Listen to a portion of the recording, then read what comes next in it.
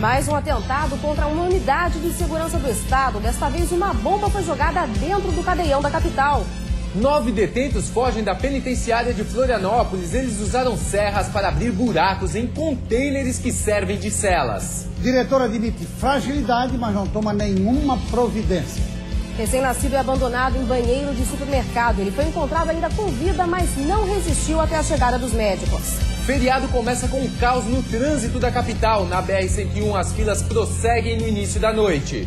Polêmica envolvendo o caminhão do peixe, projeto que leva pescado mais barato aos consumidores, estaria prejudicando as vendas de pequenos comerciantes. Denúncia de trabalho escravo nas obras de duplicação da BR-101. A empresa responsável pode ser condenada a pagar mais de 5 milhões de reais. Toda violação à liberdade deve ser condenada. A balsa que deveria agilizar o transporte no sul do estado não tem data para começar a funcionar. Já foram gastos 600 mil reais. E ainda confira ao vivo a expectativa para o jogo decisivo do Avaí pela Copa do Brasil. O Leão precisa apenas de um empate para continuar vivo na competição. Fique bem informado a partir de agora no Jornal da TV BV.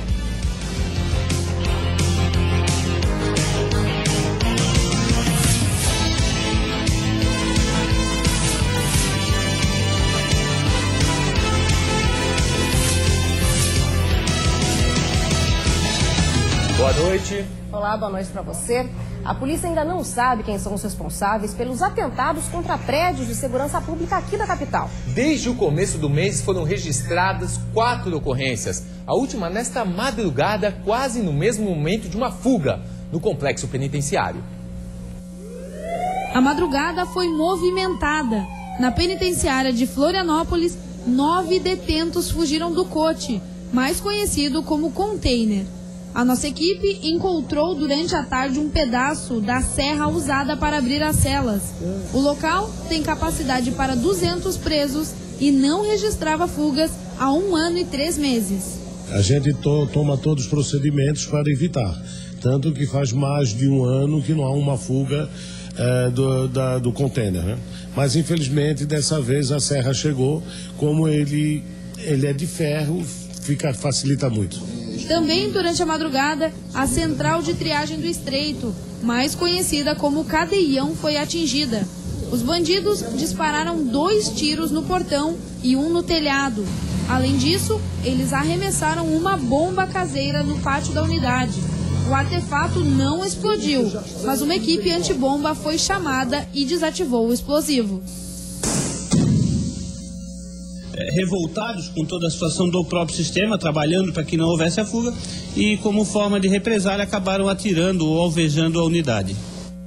Ontem à noite o secretário de Segurança Pública, César Gruba, fez uma reunião de emergência com todos os principais delegados da Segurança Pública para adotar medidas. Segundo ele, o próprio secretário, os bandidos estão fazendo esses atos porque estão perdendo o seu caixa financeiro. Só a DEIC, neste ano, já apreendeu 1 tonelada e 800 quilos de maconha. E com isso, fracassa o sistema financeiro dessas ações criminosas. Por outro lado, o diretor da penitenciária de Florianópolis disse hoje que a fuga dos 6 detentos daquele container foi facilitada porque não há monitoramento eletrônico.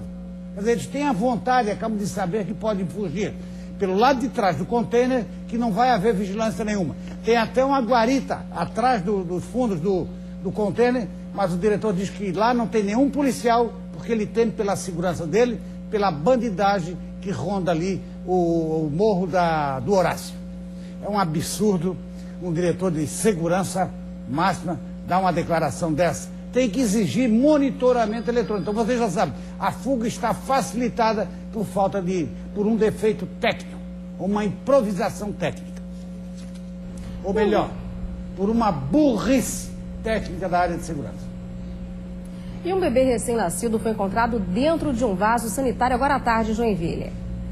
O feto foi encontrado dentro de uma lixeira no banheiro da praça de alimentação deste supermercado, na zona norte da cidade. Foi por volta das 4 horas da tarde. Segundo a Polícia Civil, uma mulher que fazia a limpeza do local encontrou o bebê enrolado num saco de lixo dentro de um lixeiro. Os bombeiros foram acionados e, quando chegaram ao local, perceberam que a criança ainda respirava com muita dificuldade. Era uma menina de aproximadamente 9 meses de gestação.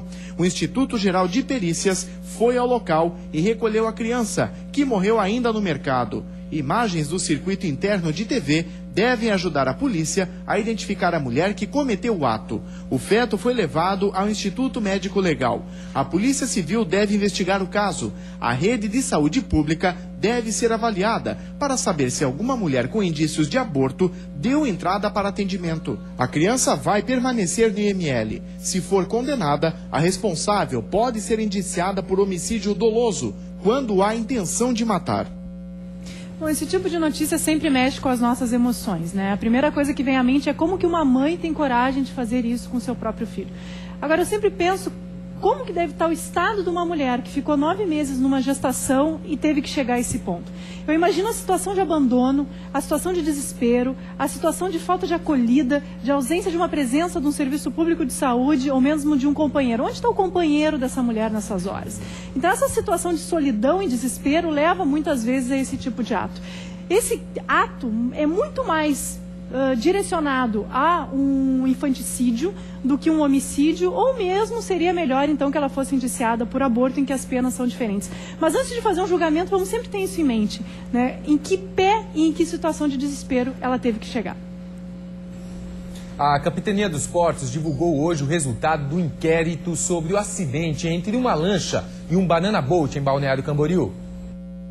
De acordo com o documento, os condutores das duas embarcações são considerados possíveis responsáveis pelo acidente. Segundo o inquérito, o atropelamento da menina de 11 anos foi causado por falta de observação das normas estabelecidas no Regulamento Internacional para evitar acidentes no mar, especialmente as que tratam de vigilância, da velocidade e das manobras para prevenir colisões.